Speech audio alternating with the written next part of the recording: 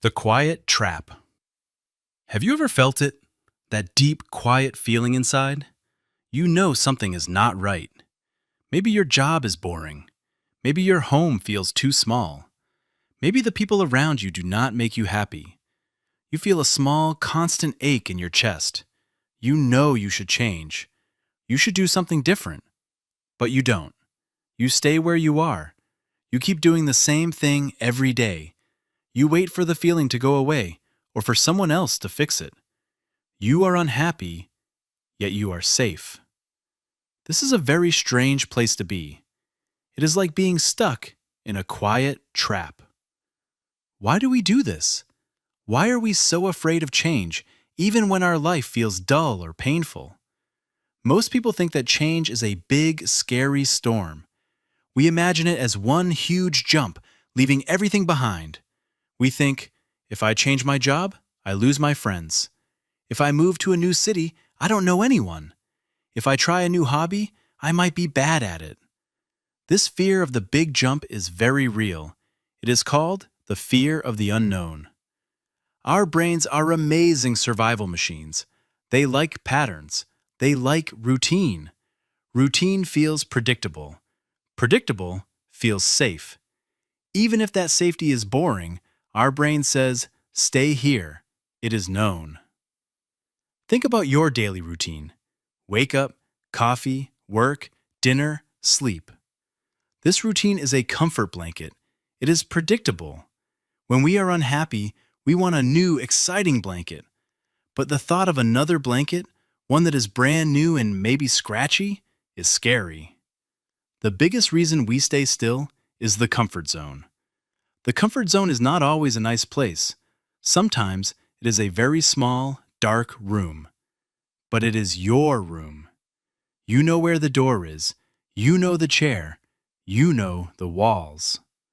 The outside world, the world of change, is a giant, wide-open field.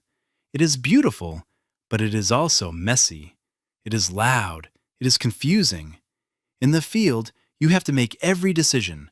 Which path to take, where to stop, when to turn back. This freedom is exhausting. So we choose the small, known room. Let's look closer at the walls of this room. What are we really afraid of losing? It is often not the job or the city or the relationship. It is the idea of who we are right now. If you leave your old job, you might feel like you are not the office worker. You might feel lost. Who are you without that title? If you change your city, you might feel like you are not the local person. The fear is not just about the outside, it is about the inside. It is the fear of losing your identity.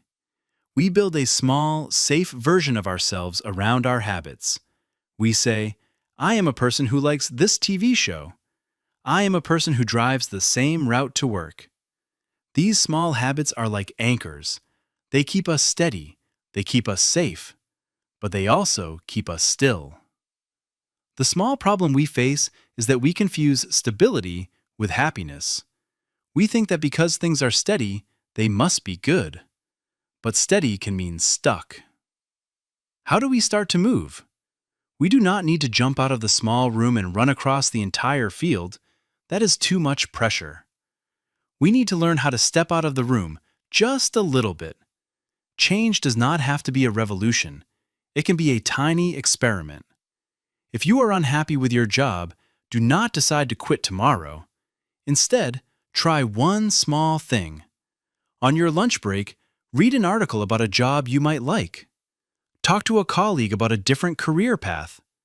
Spend 15 minutes learning a new skill online that is related to something you find interesting. This is a small experiment. It is low risk. It is just gathering information. If you feel stuck in your daily routine, do not decide to move to another continent. Instead, change one small detail. Take a different route to the store. Try a new coffee shop. Call an old friend you haven't talked to in years. These small changes break the pattern just enough to let a little bit of new air into the room. These small steps are important because they teach your brain something vital. It is safe to be different. Your brain thinks change equals danger. We must gently teach it change equals possibility. When we are unhappy, we are sending a signal. We are saying, there is more out there. The fear is loud, but the unhappiness is louder. The unhappiness is a guide. It is a compass pointing towards what you need. Listen to that ache in your chest. It is not a sign of weakness. It is a sign of life. It is a sign that your spirit wants more. You do not have to solve your whole life problem today.